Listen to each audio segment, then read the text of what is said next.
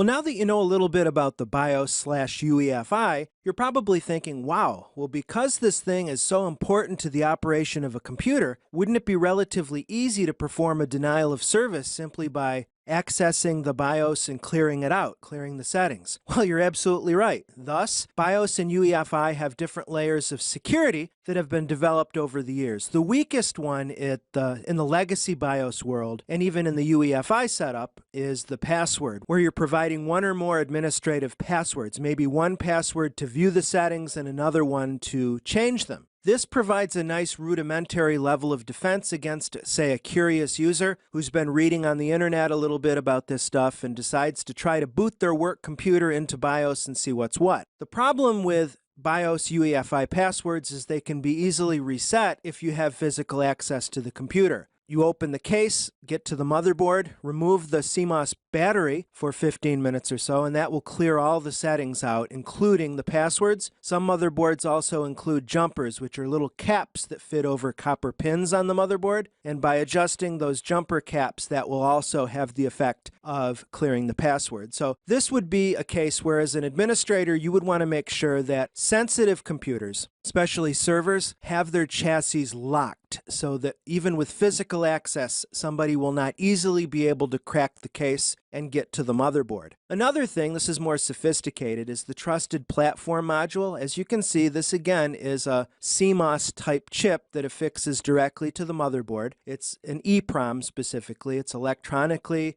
programmed and erased, and specifically the TPM chip is in support of full disk encryption. Like Microsoft, in current versions of Windows, there's a technology called BitLocker, and the TPM chip contains the encryption keys. And the idea is if someone were to steal the hard drive out of the computer, they wouldn't be able to access any of the data on it unless they know the correct unlock key that's stored on the Trusted Platform module, you see? So it's, again, a way to secure the system. TPM and BitLocker are more about securing the storage subsystem of the computer, though.